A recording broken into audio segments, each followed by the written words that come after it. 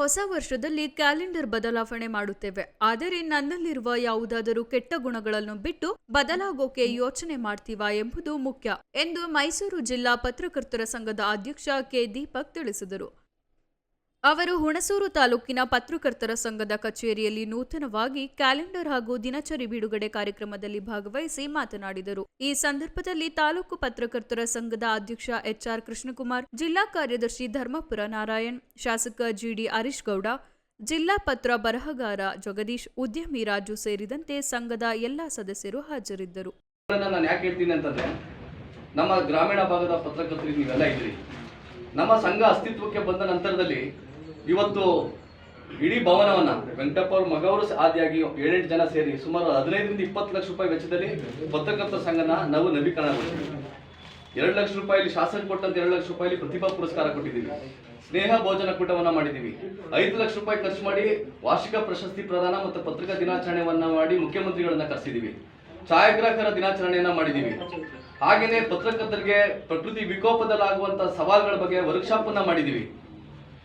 ಎಲ್ಲಾ ಪತ್ರಕರ್ತರು ಸುಮಾರು 350ಕ್ಕೂ ಹೆಚ್ಚು ಪತ್ರಕರ್ತರು ಇತ್ತೀಚೆಗೆ ನಡೆದಂತ ಹೆಲ್ತ್ ಕ್ಯಾಂಪ್ ನಲ್ಲಿ ಸವಲತ್ತುಗಳನ್ನ ಪಡ್ಕೊಂಡಿದ್ದಾರೆ. 2 ದಿನದ ಕ್ರೀಡಾಕೂಟವನ್ನ 7 ಲಕ್ಷ ರೂಪಾಯಿ ಖರ್ಚು ಮಾಡಿ 2 ದಿನದ ಕ್ರೀಡಾಕೂಟಗಳನ್ನ ಮಾಡಿದೀವಿ. ಇಷ್ಟೆಲ್ಲಾ ಕಾರ್ಯಕ್ರಮಗಳನ್ನ ಮಾಡಿ 4 ತಿಂಗಳಲ್ಲಿ ಇವತ್ತು ಪತ್ರಕರ್ತರ ಸಂಘದಲ್ಲಿ ಝೀರೋ ಅಮೌಂಟ್, -0. ನಮ್ಮ ಜನರಲ್ ಸೆಕ್ರೆಟರಿ ಇದ್ದಾರೆ, ಸಂಘದಲ್ಲಿ ದುಡ್ಡಿರ್ಲಿಲ್ಲ, ಸಾಲ ಇತ್ತು. ಇವತ್ತು ನಮ್ಮ ಸಂಘದಲ್ಲಿ 6 ಲಕ್ಷ ರೂಪಾಯಿನ ನಾವು ಇವತ್ತು ಉಳಿತಾಯ ಮಾಡಿದೀವಿ ಅಂತ ಹೇಳಲಿಕ್ಕೆ ನಾನು ಇಷ್ಟಪಡ್ತೀನಿ. ಯಾಕೆ ಅದು ಸಾಧ್ಯ ಆಗುತ್ತೆ ಅಂದ್ರೆ, ನಮ್ಮ ಕಮಿಟಿಲಿ ಇರುವಂತಹ ಬದ್ಧತೆ, ಒಂದು ಸಂಘಟನೆ, ನಾವು ಸಂಘವನ್ನು ಮುನ್ನಡೆಸಬೇಕಿರುವಂತ ಒಂದು ಉತ್ಸಾಹ ಇದೆಯಲ್ಲ, ಆ ಕಾರಣಕ್ಕಾಗಿ ನಿಮ್ಮೆಲ್ಲರ ಸಹಕಾರ ಇದ್ರೆ ಮಾತ್ರ ಒಂದು ಸಂಘಟನೆಯನ್ನ ಕಟ್ಲಿಕ್ಕಾಗೋದು, ವಿಶ್ವಾಸಕ್ಕೆ ಮಾಡೋಕ್ಕಾಗೋದು. ಮುಂದಿನ ದಿನಗಳಲ್ಲೂ ಕೂಡ ನಾನು ಖುಷಿಯಾಗಿದ್ದೇನೋ ಅಂದ್ರೆ, ನಮ್ಮ ಅಧ್ಯಕ್ಷರು HR ಕೆ ಅವರು ನಿಮ್ಮ ಆರೋಗ್ಯ ವಿಮೆ ಅನ್ನ ಏನು ಖಾತ್ರಿ ಪಡಿಸ್ಲಿಕ್ಕೋಸ್ಕರ ಇವತ್ತು ಪ್ರತಿ ವರ್ಷ ನಿಮ್ಗೆ 20 ಲಕ್ಷ ರೂಪಾಯಿದು ಆರೋಗ್ಯ ವಿಮೆಯನ್ನು ಖಾತ್ರಿ ಮಾಡ್ತಾ ಇದ್ದಲ್ಲ, ಅದು ಎಲ್ಲದಕ್ಕಿಂತ ದೊಡ್ಡ ಕೆಲಸ. ಶಾಸಕರೇ, ಮೊನ್ನೆ ನಾನು KR ನಗರದಲ್ಲಿ ಒಬ್ಬ ಪತ್ರಕರ್ತರ ಮನೆಗೆ ಹೋಗಿದ್ದೆ. ಡಯಾಲಿಸಿಸ್ ಅಲ್ಲಿ ಇದ್ದಾರೆ, ಸೀನಿಯರ್ ಜರ್ನಲಿಸ್ಟು. ಮನೆಗೆ ಅವ್ರು ನೋಡ್ತಾ ಕೂತಿರ್ಬೇಕು, ಅಳ್ತಾ ಇದ್ರು ಅವರು. ನಾನು ಏನೋ ಅವ್ರಿಗೆ ಏಜ್ ಆಗಿತ್ತು, ಅಳ್ತಾ ಇದ್ದಾರೆ ಅಂತಂದಾಗ ಅವ್ರು ಒಂದು ಮಾತಂದ್ರು, ಸರ್ ನಾನು ಸತ್ತೋಗ್ತೀನಿ ಅಂತ ಹೇಳಿ ಅಳ್ತಾ ಇಲ್ಲ ಸರ್, ಸಾವನ್ ಬಗ್ಗೆ ನನಗೆ ಭಯ ಇಲ್ಲ, ಆದ್ರೆ ನಾನು ನನ್ನ ಮಗಳ ಮದುವೆ ಮಾಡಕ್ಕೆ ಇಟ್ಟಿದ್ದು ದುಡ್ಡೆಲ್ಲ ಖರ್ಚಾಗ್ಬಿಡ್ತು ಸರ್. ಇವತ್ತು ಪತ್ರಕರ್ತರ ಬದುಕಂಗಿದೆ. ಮೊನ್ನೆ KR ನಗರದಲ್ಲಿ ಒಬ್ಬ ಪತ್ರಕರ್ತ ತಾಯಿ ತೀರೋಗ್ಬಿಟ್ರು. ತಾಯಿ ತೀರೋ ಸಂದರ್ಭದಲ್ಲಿ ನಾನು ಬೆಳಿಗ್ಗೆ 8 ಗಂಟೆಗೆ ಅಲ್ಲಿ ಹೋಗಿದ್ದೆ. ಅಂತ್ಯಕ್ರಿಯೆ ಮಾಡಕ್ಕೆ ದುಡ್ಡಿರಲಿಲ್ಲ ಶಾಸಕರೇ. ಅಲ್ಲಿ ತಾಲೂಕಿನ ಒಬ್ಬ ಯುವಕ ಸಂಘಟನೆಯವರು ಅವರ ಪಾರ್ಥಿವ ಶರೀರವನ್ನ ಸುಡ್ಲಿಕ್ಕೆ ಮರಗಳನ್ನ ದಾನ ಮಾಡಿದ್ರು. ನಮ್ಮ ಕೈಲಿ ಎಷ್ಟು ಸಾಧ್ಯ ಆಗುತ್ತೋ ಸಹಾಯ ಮಾಡೋದು ಬಂದ್ವಿ. ಪಿರಿಯಾಪಟ್ಟಣದಲ್ಲಿ ಒಂದು ಕಾರ್ಯಕ್ರಮ, ಒಂದು ಸಾವು ಹೋಗ್ತೀನಿ, ಒಬ್ಬ ಪತ್ರಕರ್ತನ ಸಾವಿಗೆ ಅವ್ರ ತಲೆ ಪಕ್ಕದಲ್ಲಿ ಒಂದು ಡಬ್ಬ ಇಟ್ಟಿದ್ದಾರೆ, ಅಂತ್ಯಕ್ರಿಯೆಗೆ ಧನ ಸಹಾಯ ಮಾಡಿ ಅಂತ. ನಾನು ಕಳೆದ 25 ವರ್ಷದಲ್ಲಿ ಪತ್ರಕರ್ತರ ಸಂಘಟನೆಯಲ್ಲಿ ತುಂಬಾ ಪತ್ರಕರ್ತರ ಬದುಕಿನ ಹತ್ತಿರದಿಂದ ನೋಡೋವನಾಗಿ ಹೇಳ್ತಾ ಇದ್ದೀನಿ.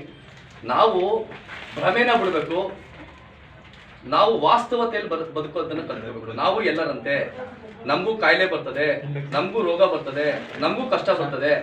ಇವತ್ತು ಪತ್ರಿಕೆಗಳಿಂದ ನಾವು ಗುರುತಿಸಲ್ಪಟ್ಟಿದ್ದೀವಿ, ವೃತ್ತಿಯಿಂದ ಗುರುತಿಸಲ್ಪಟ್ಟಿದ್ದೀವಿ. ಅದರಿಂದ ಆಚೆಗೆ ಬಂದ್ರೆ ಈ ಸಮಾಜ ನಮ್ಮನ್ನು ಹೇಗೆ ನಡೆಸ್ಕೊಳುತ್ತೆ ಅನ್ನೋದ್ರ ಬಗ್ಗೆ ಅರಿವು ನಮ್ಗಿರ್ಬೇಕು. ಕಷ್ಟ ಬಂದಾಗ ಯಾರು ನಮ್ಮ ಸಹಾಯಕ್ಕೆ ಬರ್ತಾರೆ? ಖಂಡಿತವಾಗ್ಲೂ ಇಲ್ಲ. ನರಸೀಪುರದ ಒಬ್ಬ ಪೇಷಂಟ್ JSS ಹಾಸ್ಪಿಟಲ್ ಬಂದು ಡಯಾಲಿಸಿಸ್ ಮಾಡ್ಸಕ್ಕೆ ನಮ್ಗೆ ದುಡ್ಡಿಲ್ಲ ಸರ್ ಫೋನ್ ಮಾಡ್ತಾರೆ, ನಾವು ಚೆಕ್ ಕೊಟ್ಟು ಕಳಿಸ್ತೀವಿ ಅಸೋಸಿಯೇಷನ್ ಇಂದ. ಬಹಳ ಕಷ್ಟದಲ್ಲಿರುವಂತ ಪತ್ರಕರ್ತಿದ್ದಾರೆ. ನಾವು ಆ ಪತ್ರಕರ್ತರುಗಳ ಬಗ್ಗೆ ನಾವು ಹೆಚ್ಚು ಕಾನ್ಸಂಟ್ರೇಟ್ ಮಾಡ್ತಾ ಇದೀವಿ. ಆ ಪತ್ರಕರ್ತರನ್ನ ನಾವು ಸಮಾಜದ ಮುಖ್ಯವಾಹಿನಿ ತರಬೇಕು, ಅವ್ರಿಗೆ ಆರ್ಥಿಕವಾಗಿ ಸದೃಢಗೊಳಿಸ್ಬೇಕು ಅಂತ ಹೇಳಿ ಯೋಚನೆ ಮಾಡ್ತಾ ಇದೀವಿ. ಆ ಕಾರಣಕ್ಕಾಗಿನೇ ಸಹಕಾರ ಸಂಘವನ್ನ ಸ್ಥಾಪನೆ ಮಾಡಿದಂತ ನಾವು. ಅದರಿಂದ ನಾನು ನನ್ನ ಹಿರಿಯ ಮತ್ತೆ ಕಿರಿಯ ಪತ್ರಕರ್ತರಿಗೆ ಹೇಳ್ಕೊಳ್ಳೋದು ಒಂದೇ, ಈ ವೃತ್ತಿಗೆ ಒಂದು ಬಹುದೊಡ್ಡ ಗೌರವ ಇದೆ. ನಮಗೆಲ್ಲ ಸಿಗ್ತಿರೋದು ಗೌರವ. ಇವತ್ತು ಶಾಸಕರು ನೀವು ಕರೆದ ತಕ್ಷಣ ಬಂದಿದ್ದಾರೆ ಅಂತಂದ್ರೆ ಬರೀ ವ್ಯಕ್ತಿಗತವಾಗಿ ಬಂದಿರೋದಲ್ಲ ಇದು. ಈ ವೃತ್ತಿಯನ್ನ ಗೌರವಿಸಿ, ಪತ್ರಕರ್ತರು ಅನ್ನೋ ಆ ವೃತ್ತಿಯ ಬದ್ಧತೆಯನ್ನ ಗೌರವಿಸಿ ಇಲ್ಲಿ ಬಂದಿದ್ದಾರೆ. ನೀವೇನಾದ್ರು ಕೇಳಿದ ತಕ್ಷಣ ಅವ್ರು ಯಾಕೆ ಸಹಾಯ ಮಾಡ್ತಾರೆ ಅಂದ್ರೆ, ಪತ್ರಕರ್ತರು ಅನ್ನೋ ಕಾರಣಕ್ಕೆ ಸಹಾಯ ಮಾಡ್ತಾರೆ. ಮತದಾರರಿಗೆ ಸಹಾಯ ಮಾಡೋದು ಬೇರೆ ಅದು. ಹಾಗಾಗಿ ನಮ್ಗೆ ಸಿಗ್ತಿರೋ ಗೌರವ ನನಗೇ ಸಿಗ್ತಾ ಐತೆ ಅಂತ ಅನ್ನೋ ಭ್ರಮೆಯಿಂದ ಆಚೆಗೆ ಬಂದು ನನ್ನ ವೃತ್ತಿ ಇಲ್ಲಿ ನಾನು ತೊಡಗಿಸ್ಕೊಂಡಿರೋ ಕಾರಣಕ್ಕಾಗಿ ನನಗೆ ಗೌರವ ಸಿಗ್ತಾ ಇದೆ, ಸಮಾಜದ ಗೌರವ ಅಂತೇಳಿ ಅದನ್ನ ಉಳಿಸ್ಕೊಳ್ಳೋ ನಿಟ್ಟಿನಲ್ಲಿ ನಮ್ಮ ನಡೆ ನುಡಿ ಎರಡೂ ಕೂಡ ಇರಬೇಕಾಗ್ತದೆ. ತುಂಬಾ ಪ್ರಾಬ್ಲಮ್ ಏನಾಗಿದೆ ಅಂದ್ರೆ, ಮನುಷ್ಯನಿಗೆ ಸುಂದರವಾದಂತ ದೇಹ ಕೊಟ್ಟಿದೆ ಪ್ರಕೃತಿ, ಆ ಕಿವಿ ಮತ್ತೆ ನಾಲ್ಗೆ ಎರಡೂ ಡಿಫಾಲ್ಟ್ ಕೊಟ್ಬಿಟ್ಟಿದ್ದಾನೆ. ನಾನು ಯಾವಾಗ್ಲೂ ಹೇಳ್ತಿರ್ತೀನಿ, ನಾವು ಈ ಕಿವಿ ಮತ್ತೆ ನಾಲ್ಗೆ ಎರಡನ್ನ ತುಂಬಾ ಶುದ್ಧವಾಗಿ ಇಟ್ಕೊಂಡ್ರೆ, ಒಳ್ಳೇದನ್ನ ಕೇಳಕ್ ಶುರು ಮಾಡಿದ್ರೆ, ಒಳ್ಳೆದನ್ನೇ ಮಾತಾಡಕ್ ಶುರು ಮಾಡಿದ್ರೆ, ಈ ಸಮಾಜದಲ್ಲಿ ಯಾವುದೇ ರೀತಿಯ ಗೊಂದಲ, ಅಸಮಾಧಾನ, ಅತೃಪ್ತಿ, ಭಿನ್ನಾಭಿಪ್ರಾಯ ಯಾವುದೂ ಇರೋದಿಲ್ಲ. ಇದು ತುಂಬಾ ನಮಗೆ ಮುಖ್ಯ. ಅದರಿಂದ ಈ ನಮ್ಮ ಏನಿದೆ ನಮ್ಮ ಕಿವಿ ಮತ್ತೆ ನಾಲಿಗೆಯನ್ನ ಒಳ್ಳೇದನ್ನ ಕೇಳೋದಕ್ಕಷ್ಟೇ ಸೀಮಿತಗೊಳಿಸ್ಕೊಂಡು, ಒಳ್ಳೇದನ್ನ ಮಾತಾಡೋದಕ್ಕಷ್ಟೇ ಸೀಮಿತಗೊಳಿಸ್ಕೊಂಡು ಈ ವರ್ಷ ನಾನು ಒಳ್ಳೇದನ್ನೇ ಮಾಡ್ತೀನಿ ಅಂತೇಳಿ, ಒಳ್ಳೇದನ್ನೇ ಯೋಚನೆ ಮಾಡ್ತೀನಿ ಅಂತೇಳಿ ಸಂಕಲ್ಪ ಮಾಡಿದ್ರೆ ಈ ಒಂದು ನಾವು ಕ್ಯಾಲೆಂಡರ್ ಬಿಡುಗಡೆ ಮಾಡಿದ್ದಕ್ಕೆ, ಡೈರಿ ಬಿಡುಗಡೆ ಮಾಡಿದ್ಕೆ ಒಂದು ಅರ್ಥ ಬರ್ತದೆ ಅಂತೇಳಿ ನಿಮ್ಮೆಲ್ಲರೂ ಕೂಡ ಒಂದ್ಸಿ ನನ್ನ ಮಾತು